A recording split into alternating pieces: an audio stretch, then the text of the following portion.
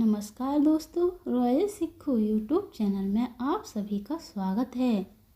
आप सभी को निर्जला एकादशी की हार्दिक शुभकामनाएं। निर्जला एकादशी को भीमसेनी एकादशी और पांडवों एकादशी के नाम से भी जाना जाता है। ज्येष्ठ मास के शुक्ल पक्ष में निर्जला एकादशी पड़ने वाली निर्जला एकादशी के दिन पूरे दिन निर्जल और निराहार रहकर उपवास रखा जाता है। ऐसे में आज के इस वीडियो में आप जानेंगे एकादशी का व्रत कब रखना है, पारायण कब करें, एकादशी तिथि कब से कब तक है, द्वादशी तिथि कब से कब तक, पूजा विधि और कथा। इस बार साल 2023 में निर्जला एकादशी 31 मई बुधवार के दिन पड़ने वाली है और इसी दिन एकादशी व्रत रखा जाएगा। पहले मंगलवार को दशमी तिथि के नियमों का पालन किया जाएगा और दशमी तिथि के नियमों का पालन करते हुए ही तुलसी पत्र तोड़ के रख लिए जाएंगे। दशमी तिथि को सूर्यास्त के बाद अन्न ग्रहण नहीं किया जाता है, लेकिन आप भरपूर मात्रा में रात के 12 बजे तक जल का सेवन अवश्य करें। एकादशी तिथि प्रारंभ होगी 30 मई मंगलवार दोपहर 1:09 से। एकादशी तिथि समाप्त होगी 31 मई दिन बुधवार दोपहर 1:46 तक। एकादशी तिथि 2 दिन तक होती है, तो ऐसे में जिस तिथि में द्वादशी हो उस तिथि में उपवास रखना शुभ फलदायी होता है। 31 मई बुधवार सूर्योदय सुबह 5:45 पर होगा और सूर्यास्त शाम 7:03 पर होगा। राहु काल का समय दोपहर 12 बजे से 1:30 बजे तक रहेगा। इस दिन व्रत रखा जाएगा। द्वादशी तिथि प्रारंभ होगी 31 मई दिन बुधवार दोपहर 1:47 से। द्वादशी तिथि समाप्त होगी 1 जून गुरुवार दोपहर 1:39 तक। इसी तिथि लगते ही हरिवासर का समय भी शुरू हो जाता है, जो कि लगभग शुरुआत से 5 से 6 घंटे का समय होता है। इस समय भूलकर भी उपवास नहीं खोला जाता है। 1 जून गुरुवार द्वादशी तिथि सूर्योदय सुबह 5:44 से सूर्यास्त शाम 7:04 तक। ब्रह्म मुहूर्त सुबह 4:08 से और 4:56 तक रहेगा। सभी एकादशियों के अलग अलग नाम से जाना जाता है। सभी का अपना विशेष महत्व भी होता है।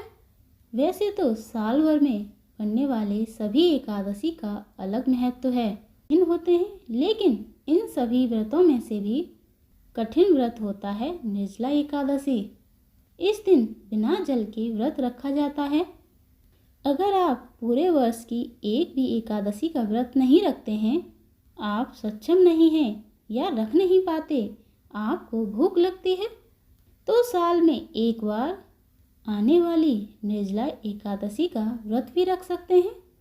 इससे भी भगवान विष्णु की कृपा प्राप्त होती है। साल भर में पड़ने वाली सभी एकादशियों का पुण्य मात्र निर्जला एकादशी के एक व्रत करने से ही पूर्ण हो जाता है। पौराणिक कथा के अनुसार महाभारत काल में एक बार पांडव पुत्र महाबली भीम के महल में वेदों के रचयिता महर्षि वेद व्यासी आए हुए थे। भीम ने देव व्यास जी से पूछा, हे मुनिश्रेष्ठ, आप तो सब ज्ञानी हैं और सब कुछ जानते हैं कि मेरे परिवार में युधिष्ठिर, अर्जुन, नकुल, सहदेव, द्रौपदी और मेरी माता कुंती सभी एकादशी का व्रत रखते हैं और मुझे भी यह व्रत रखने के लिए कहते हैं, लेकिन मैं हर महीने एकादशी का व्रत रखने में पूरी तरह से असमर्थ हूँ, क्योंकि मुझे बहुत भूख लगती है। इसलिए हे मुनिवर, आप मुझे ऐसा उपाय बताइए जिससे मुझे एकादशी के व्रत के समान फल की प्राप्ति हो। वेद व्यास जी ने कहा, हे भीमसेन, स्वर्गलोक की प्राप्ति और नरक से मुक्ति के लिए एकादशी का व्रत जरूर रखना चाहिए। तब भीम ने कहा, हे मुनिवर, पर्याप्त भोजन के बाद भी मेरी भूख शांत नहीं होती। ऐसे में केवल एक समय के भोजन करने से तो मेरा काम ही नहीं चल पाएगा। तब वेद व्यास जी ने कहा, हे भीमसेन, अब तुम ज्येष्ठ मास के शुक्ल पक्ष की निर्जला एकादशी व्रत करो। इसमें केवल एक दिन अन्न और जल का त्याग करना होता है। इसमें व्रतधारी को एकादशी की तिथि के दिन सूर्योदय से द्वादशी तिथि के सूर्योदय तक बिना कुछ खाए पिए रहना होता है। एकमात्र इसी एकादशी के व्रत से तुम्हें साल भर की सभी एकादशियों के समान पुण्य फल की प्राप्ति होगी।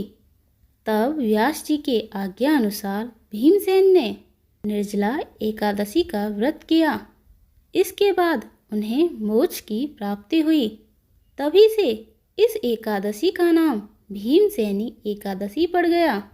जेठ के महीने में दिन बड़े होने लगते हैं और बहुत ज़्यादा गर्मी पड़ती है। ऐसे में बिना पानी पिए हुए व्रत रखना अर्थात निर्जल व्रत रखना बहुत ही कठिन होता है। इसलिए निर्जला एकादशी को सबसे कठिन व्रत माना जाता है।